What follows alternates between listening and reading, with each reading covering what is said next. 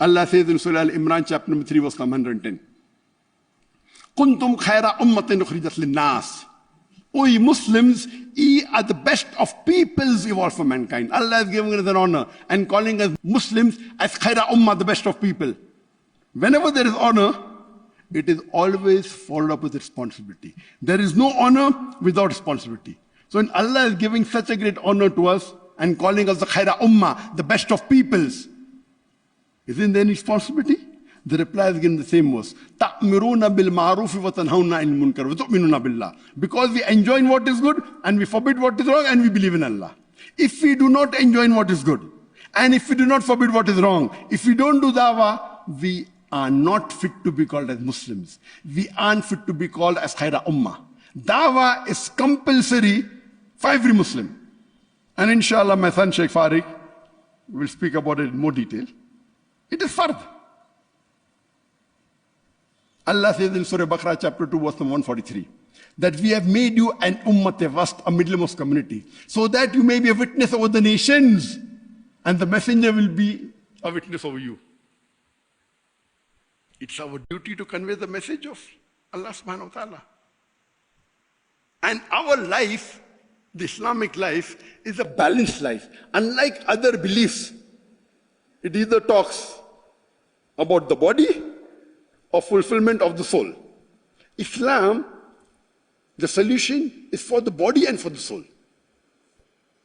Our beloved Prophet said, it's mentioned in Sahih Bukhari, volume number 3, hadith number 1975.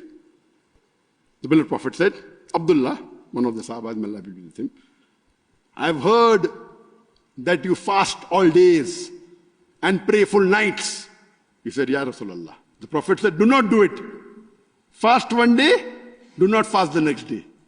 Pray part of the night, sleep for part of the night. Your body has right over you. Your wife has right over you. So Islam is a justly balanced religion. It doesn't believe in monasticism. Doesn't believe in renouncing the world. The dunya in Islam is part of the deen. It is a holistic solution.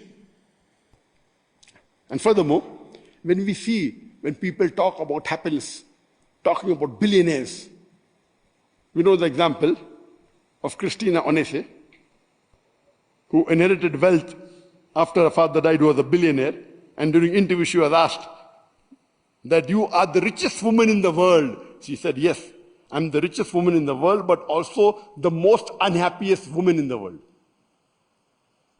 She didn't get peace, she didn't get happiness, and later on she committed suicide. And this is common. Family problems and all, more in the rich than the poor. It's there in both. But wealth does not get you happiness.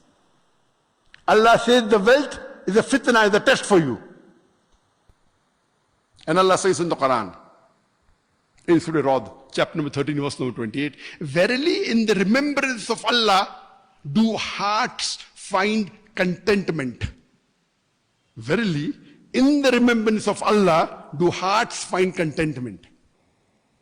And that reminds me of a very good example of one of the greatest scholars of the medieval age, Shaykhul Islam Ibn Taymiyyah. And we knew he lived a life of poverty.